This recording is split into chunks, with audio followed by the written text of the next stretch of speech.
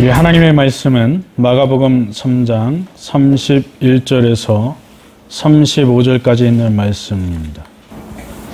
봉독해 드리겠습니다. 그때에 예수의 어머니와 동생들이 와서 밖에 서서 사람을 보내어 예수를 부르니 무리가 예수를 둘러 앉았다가 여짜오되 보소서 당신의 어머니와 동생들과 누이들이 밖에서 찾나이다. 대답하시되 누가 내 어머니며 동생들이냐 하시고 둘러 앉은 자들을 보시며 이르시되 내 어머니와 내 동생들을 보라. 누구든지 하나님의 뜻대로 행하는 자가 내 형제요 자매요 어머니니라. 아멘. 오늘도 주님 앞에 나오신 여러분 주님의 이름으로 환영합니다. 한국 리서치의 조사에 의하면 영혼과 귀신, 사후세계, 악마와 사탄, 천사, 환생과 윤회, 부활이라고 하는 것을 믿는가라고 하는 질문에 악마와 사탄, 천사와 부활에 대해서 많은 사람들이 믿지 않는 것으로 조사되었습니다. 우리나라 국민들 중에 사탄도 악마도 천사도 부활도 믿지 않는 사람들이 많다는 것이죠. 요즘 TV 드라마나 프로그램들이 악마와 사탄, 천사와 부활에 대해서 거의 다루지 않고 있습니다. 그리고 혹시 일부 보여준다고 해도 성경과는 전혀 다른 그런 악마와 사탄, 천사, 부활을 우리에게 왜곡해서 보여주고 있습니다. 그래서 사람들은 TV나 영화나 드라마, 인터넷의 영향을 많이 받기 때문에 이런 것들을 그대로 믿어버리는 경우가 많습니다. 이것이 바로 사탄이 오늘날 현대에 노리고 있는 그런 목적이죠. 오늘날 사탄은 각종 미디어를 통해서 하나님과 성경의 내용을 사람들이 믿지 못하도록 하고 오히려 왜곡된 생각이나 사상을 가지도록 그렇게 조장하고 있는 것입니다.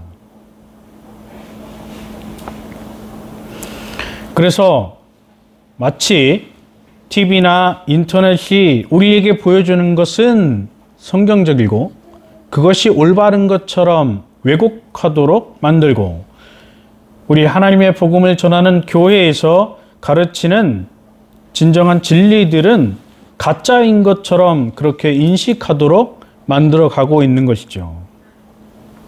그래서 젊은이들이 교회를 떠나는 것 중에 하나도 바로 이러한 것이 원인이 되고 있습니다. 이러한 때 우리 신앙인들은 이러한 것들을 주의하고 올바른 신앙을 지켜 나가야만 합니다. 오늘 본문 20절에 보면 집에 들어가시니 무리가 다시 모임으로 식사할 겨를도 없는지라 이렇게 말씀합니다. 예수님께서 공생의 기간에 머물러 거주하셨던 곳은 가버나움이었습니다. 그 가버나움에 있는 집에 예수님이 복음 전도 사역을 잠깐 마치고 들어가셨습니다. 그러자 그 마을에 살고 있는 사람들이 예수님이 가버나움 집에 오셨다는 소식을 듣고 여기저기서 몰려들기 시작을 했어요. 그래서 예수님이 식사를 하실 겨를도 없었다라고 하는 것이죠. 예수님의 친족들 역시 예수님이 가버나움의 집에 오셨다는 소식을 듣고 예수님을 붙들러 나왔습니다. 예수님께서 자신이 하나님의 아들 그리스도라고 하시기 때문에 예수님의 가족들은 예수님이 미쳤다라고 생각을 했습니다. 우리와 같은 아버지와 어머니 아래에서 자랐고 나의 형이고 나의 오빠이고 나의 친구이고 나의 친척이고 그랬던 예수님이 어느 날 갑자기 자신이 하나님의 아들 그리스도라고 하면서 하나님의 나라를 전파한다고 다니는 모습을 보고 그의 가족들은 예수님이 미쳤다라고 생각을 했던 것이죠. 이것은 그들이 아무리 예수님의 가족이라고 해도 예수님을 하나님의 아들 그리스도라고 정확하게 알지 못했다라고 하는 것을 보여줍니다. 예수님과 같이 밥 먹고 예수님과 같이 잠을 자고 예수님과 같이 생활했던 가족들, 동생들조차도 예수님이 정확하게 누구신지를 알지 못했다라고 하는 것이죠. 22절 말씀에 보면 예루살렘에서 내려온 서기관들은 그가 바알세불이 집혔다 하며 또 귀신의 왕을 힘입어 귀신을 쫓아낸다 하니 이렇게 말합니다. 예루살렘에서 서기관들 몇 사람이 내려왔습니다. 그리고 그들은 예수님을 향하여 바알세불이 집혔다라고 이야기합니다. 그리고 귀신의 왕의 능력을 힘입어서 귀신을 쫓아낸다고 비난했습니다. 우리 성경에 바알세불이라고 번역되어 있는 이 단어는 헬라어 원문을 보면 베엘제불이라고 되어 있어요. 그러니까 베엘제불이라고 하는 단어의 뜻은 파리대왕 그런 뜻입니다. 당시 유대인들은 사탄을 베엘제불 파리대왕이라고 불렀습니다. 그러니까 사탄에 대한 별명이지요. 그리고 사람들은 귀신의 왕이라고 불렀어요. 우리 성경에 귀신의 왕이라고 번역되어 있는 이 단어는 원문을 보면 그 악령들의 그 왕 이렇게 되어 있습니다. 그러니까 악령이라고 하는 존재는 한 마리, 하나의 존재가 아니고 복수, 여럿이라고 하는 것이죠. 수많은 악령들을 통치하는 그 왕, 그가 바로 사탄입니다. 그래서 바알세불과 귀신의 왕은 동일한 존재, 사탄을 의미하는 것이죠. 예수님께서 그들을 불러다가 비유로 말씀하시되 사탄이 어찌 사탄을 쫓아낼 수 있느냐라고 말씀하셨습니다.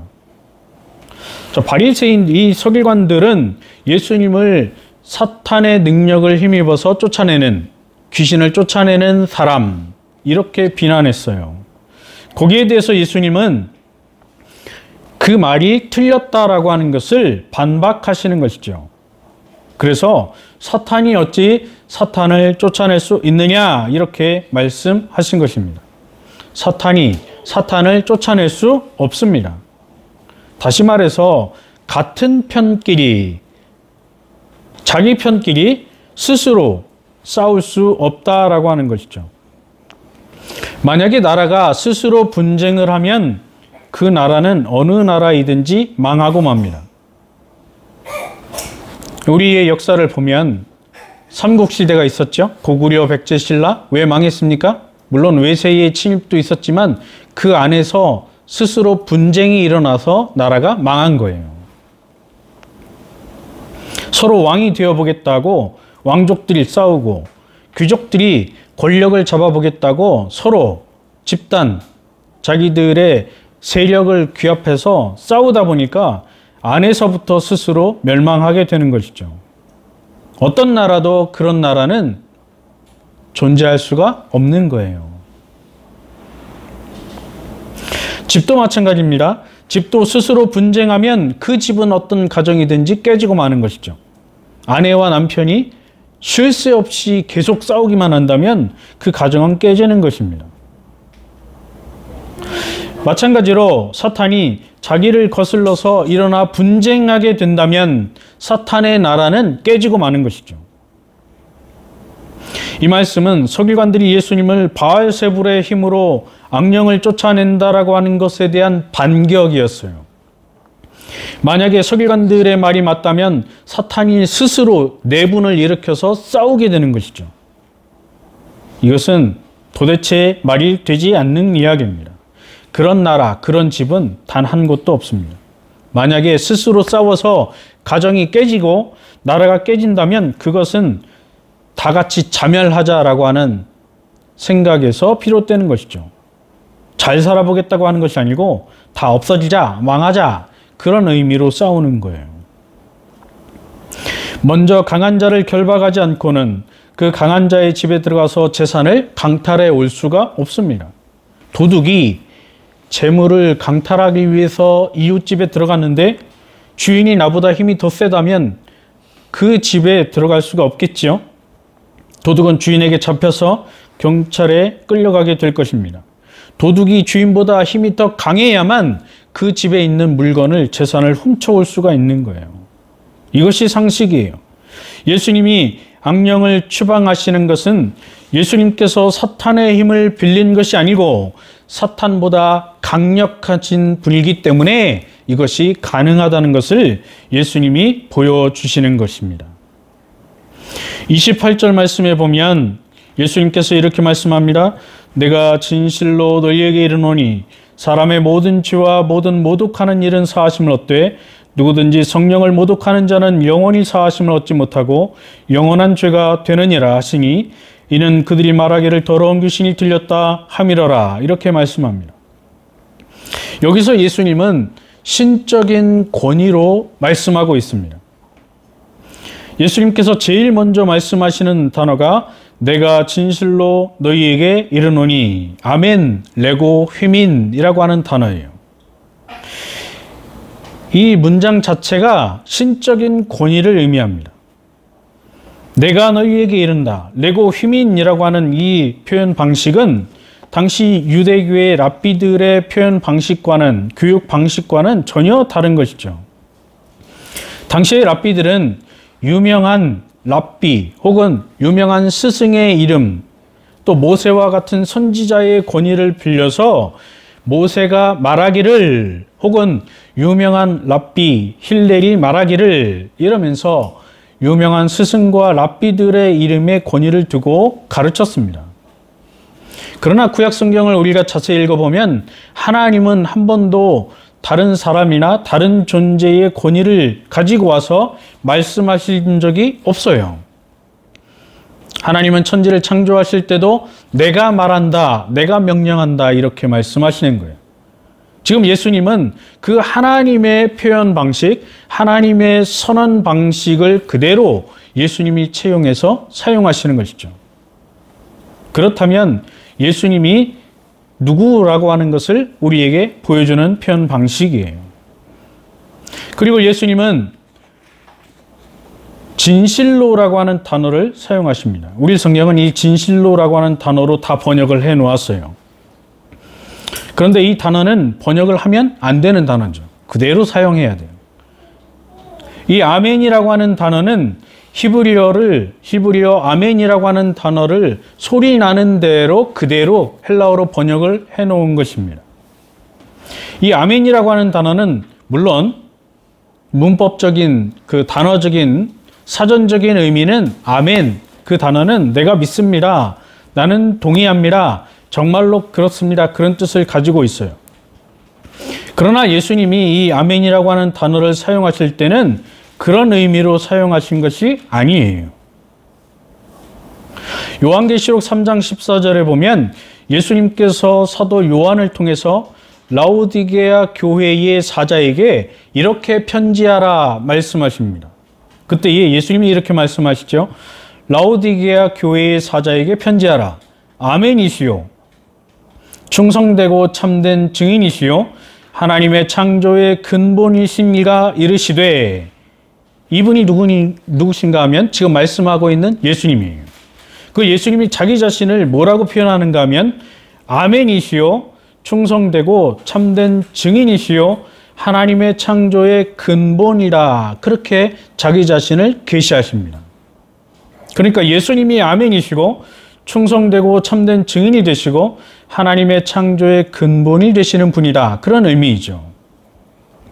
그래서 예수님이 선언하실 때 신적인 표현 방식으로 신적인 강조의 말씀을 하실 때 아멘이라고 하는 단어를 사용하시는 것은 예수님의 말씀은 정확하고 예수님의 말씀은 반드시 이루어진다는 신적인 권위를 담고 있다라고 하는 것을 보여주는 거예요.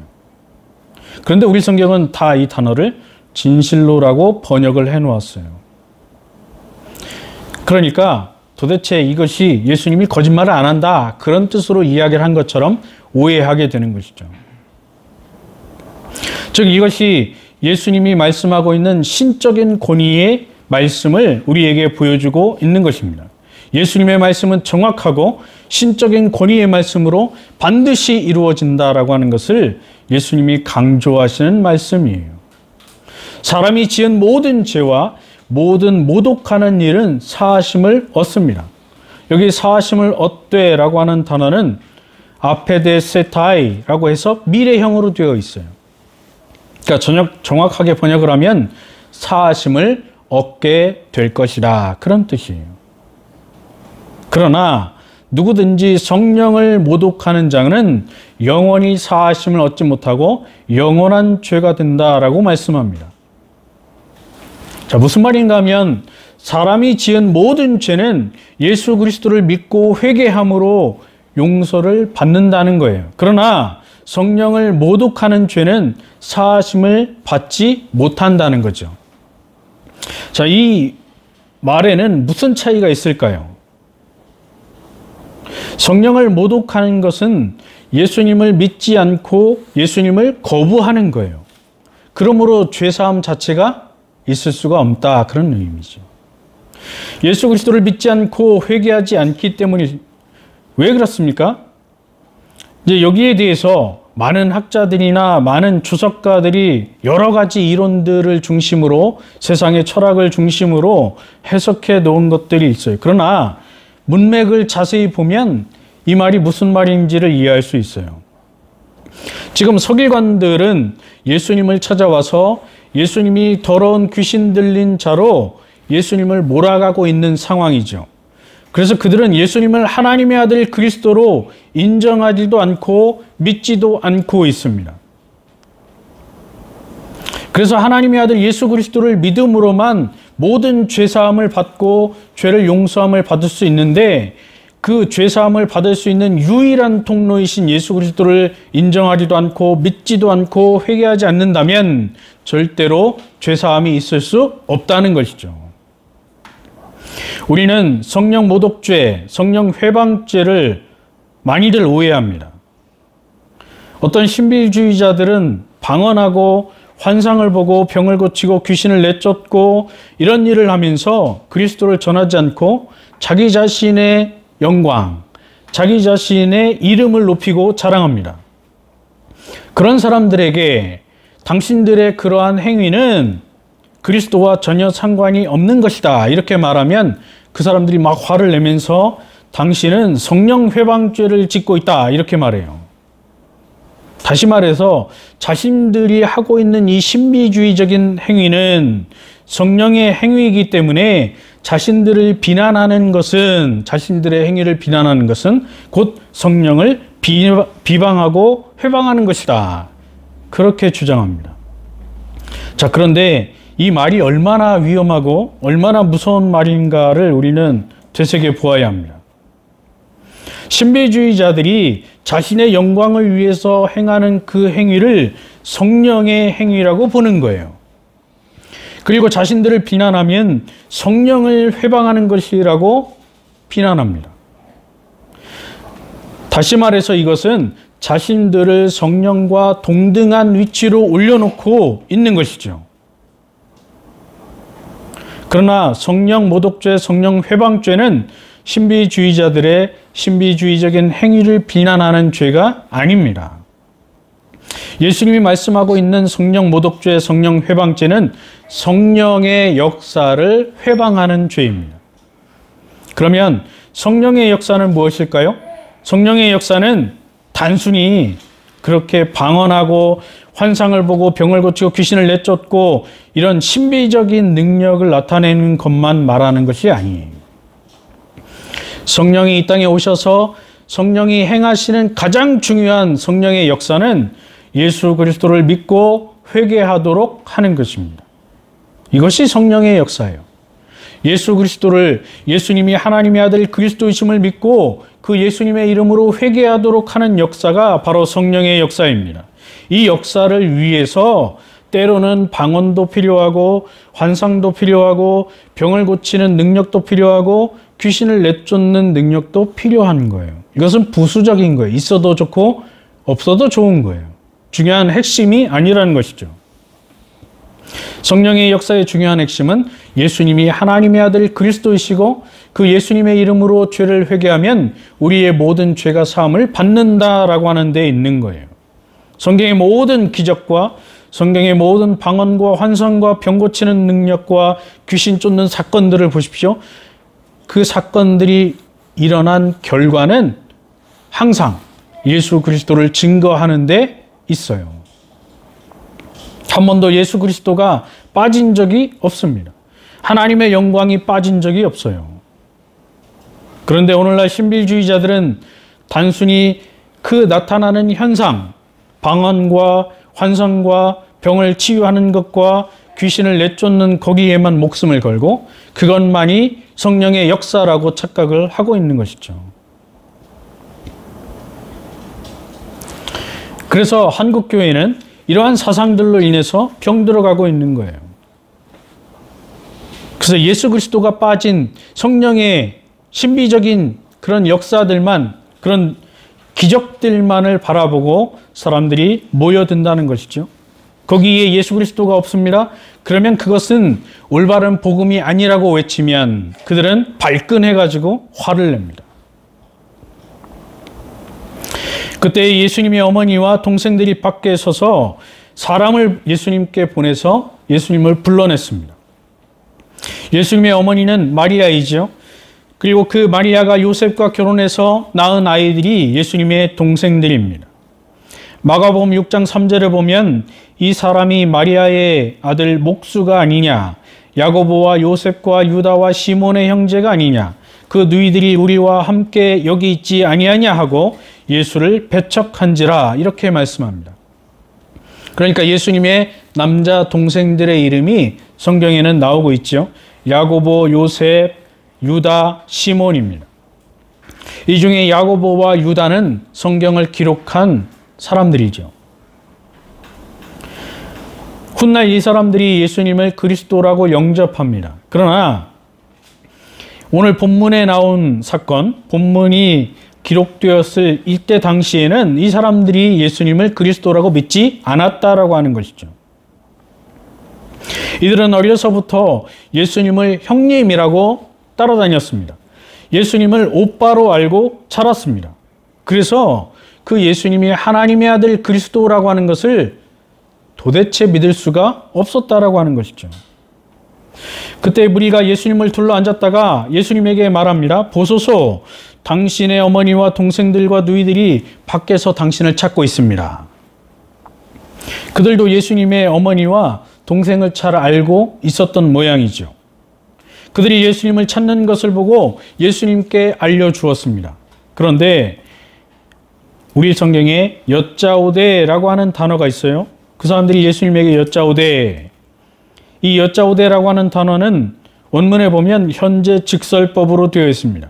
그들이 계속해서 말했다, 그런 뜻이에요. 그러니까 예수님이 규모거리가 아니기 때문에 한번 예수님 당신의 어머니와 동생들이 와서 당신을 불러냅니다 라고 한 번만 이야기해도 예수님은 다 알고 계시는 거죠. 지금 밖에서 마리아와 동생들이 예수님을 부르고 있는 것을 예수님도 알고 계십니다. 그런데 이 사람들은 계속해서 예수님에게, 예수님, 당신의 어머니와 동생들이 왔습니다. 예수님, 당신의 가족들이 당신을 찾습니다. 예수님, 빨리 나가 보십시오. 예수님, 뭐 하고 있습니까? 계속해서 말을 하는 거예요. 예수님이 그 이야기를 들으시고 이렇게 대답하십니다. 33절에 보면 대답하시되 누가 내 어머니며 동생들이냐 하시고 둘러앉은 자들을 보시며 이르시되 내 어머니와 내 동생들을 보라, 이렇게 말씀합니다. 우리 같으면 아마 짜증이 나서 이제 그만 좀 얘기해라, 그렇게 했을 수도 있어요. 아마 예수님의 이 말씀의 어투를 보면 짜증이 섞여 있을 수도 있습니다. 그래서 예수님이 누가 내 어머니며 동생들이냐, 이렇게 말씀하신 걸 수도 있어요. 그런데 예수님의 이 말씀을 자세히 보면 이상한 말씀이죠. 분명히 밖에 와서 예수님을 기다리고 예수님을 부르는 사람들은 진짜로 예수님의 어머니와 동생들입니다. 그런데 예수님은 그걸 아시면서도 누가 내 어머니며 동생들이냐, 이렇게 질문하시는 거예요. 혈통적으로 그들은 예수님의 실제 어머니와 동생들이 맞습니다. 그러나 예수님은 마리아와 동생들을 자신의 어머니와 형제가 아닌 것처럼 그런 뉘앙스로 말씀하고 있는 것이죠. 그리고 대신 예수님은 그 자리에 둘러앉아 있는 사람들을 향해서 내 어머니와 내 동생들을 보라, 이렇게 말씀하고 있는 것입니다. 자, 그렇다면 지금 무리들이 인식하고 있는 예수님의 가족들과 예수님이 말씀하고 있는 예수님의 가족들과는 전혀 다른 것이죠. 전혀 다른 이야기를 하고 있는 거예요. 무리들이 생각하고 있는 예수님의 가족들과 예수님이 말씀하고 있는 내 가족들은 전혀 다른 거예요, 지금. 서로 다른 이야기를 하고 있는 거죠. 무리들이 말하고 있는 예수님의 어머니와 형제는 실제로 예수님을 낳아준 마리아와 예수님의 동생들을 말하는 것이고, 예수님께서 말씀하고 있는 자신의 어머니와 동생들은 이런 혈통으로 이어진 가족 관계를 말하는 것이 아니라는 거예요. 그러니까 포인트가 다른 거죠. 예수님은 여기에 대해서 조금 더 자세하게 설명을 해주십니다. 35절 말씀에 보면 누구든지 하나님의 뜻대로 행하는 자가 내 형제요 자매요 어머니니라. 예수님의 이 말씀을 우리가 정확하게 이해해야 예수님의 가족이 누구인지를 알 수 있는 것이죠. 누구든지 하나님의 뜻대로 행하는 자가 나의 형제요 자매요 어머니가 되느니라. 하나님의 뜻대로 행하는 자가 예수님의 형제가 되고 자매가 되고 어머니가 되는 것입니다. 그러면 하나님의 뜻이라고 하는 것은 무엇일까요? 여기 하나님의 뜻이라고 하는 단어는 원문에 보면 델레마라고 되어 있습니다. 그러니까 하나님의 의지, 하나님의 결정 이런 뜻이에요. 그러면 하나님의 의지, 하나님의 결정은 도대체 무엇일까요? 오늘 본문에는 이 하나님의 뜻이 나와 있지 않습니다. 그런데 요한복음 6장 40절에 가면 예수님께서 분명하게 하나님의 뜻이 무엇인지를 가르쳐 줍니다. 자, 요한복음 우리 한번 찾아보겠습니다. 요한복음 6장 40절.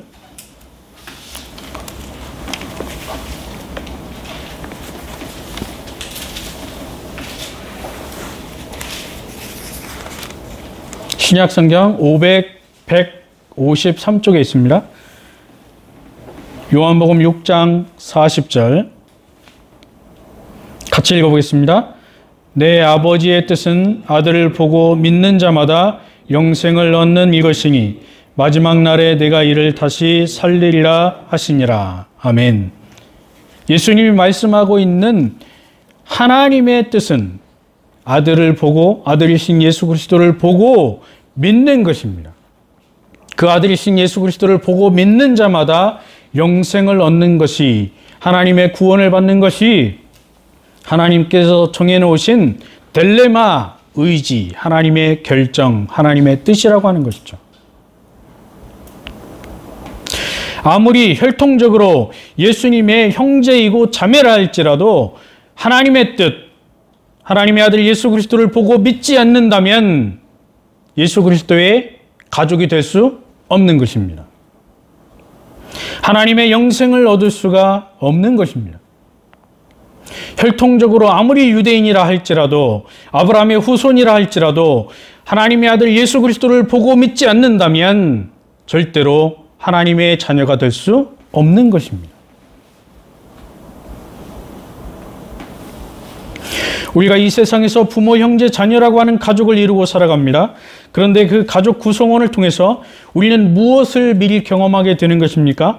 바로 하나님의 나라를 미리 경험하게 되는 것입니다. 그래서 가족이 필요하고 부모가 주어지고 자녀가 주어지는 것이에요.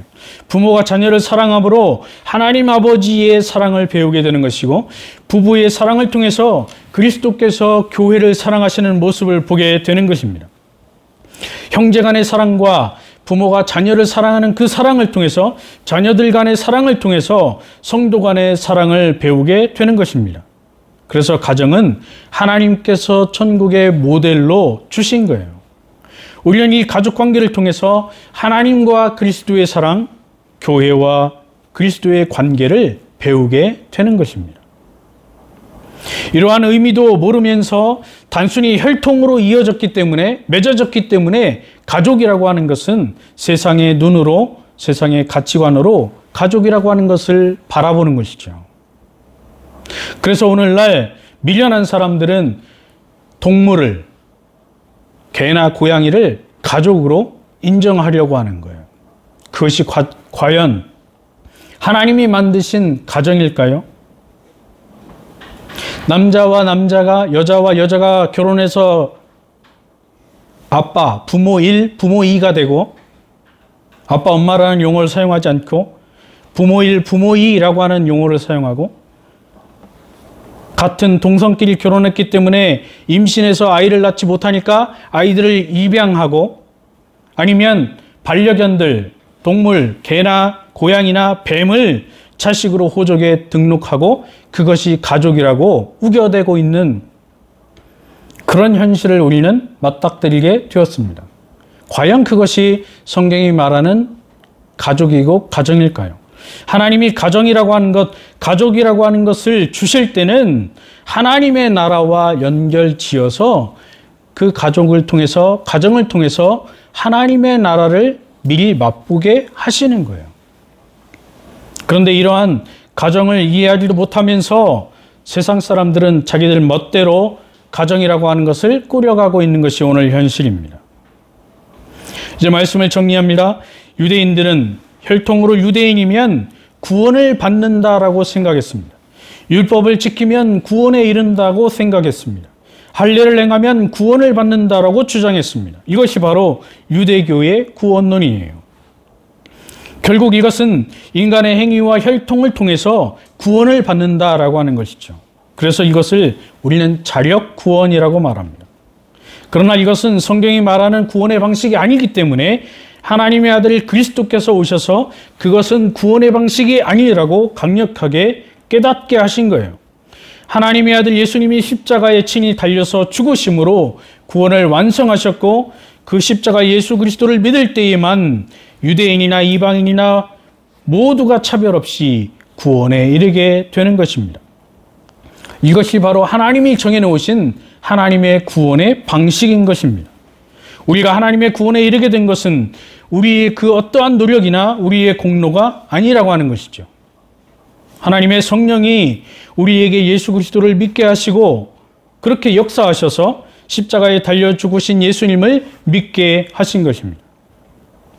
그래서 그 예수님을 믿어서 구원에 이르게 되는 것이고 죄사함과 용서함을 받게 되는 것입니다. 이 구원은 하나님의 전적인 은혜인 줄 믿습니다. 이 구원의 기쁨 안에서 오늘 우리에게 시간이 주어지고 또한 한 주가 주어졌습니다. 이제 우리는 하나님이 우리에게 베풀어 주신 그 놀라운 구원의 은혜, 예수 그리스도 안에서 성령의 역사로 말미암아 예수님을 통해서 구원받게 된 그 구원의 기쁨 안에 우리가 살아가야 하는 것입니다. 이 기쁨 안에서 우리가 한 주를 힘있게 살아가는 저와 여러분의 삶이 되기를 주님의 이름으로 축원합니다. 기도하겠습니다. 하나님 아버지, 성령을 통하여 예수 그리스도를 믿도록 역사하여 주심을 감사드립니다. 우리의 구원에는 우리의 공로가 조금도 없음을 고백하게 하시고 믿게 하시고, 오직 우리에게 주신 믿음이 날마다 성장하며 하나님의 영광을 위하여 살아갈 수 있도록 인도하여 주시는 그 하나님의 손길에 감사할 수 있도록 인도하여 주옵소서. 하나님의 말씀을 따라 거룩하게 살아가는 하나님의 귀한 백성들의 삶이 될 수 있도록 우리의 삶을 인도하여 주옵소서. 감사하고 예수님의 이름으로 기도하옵나이다.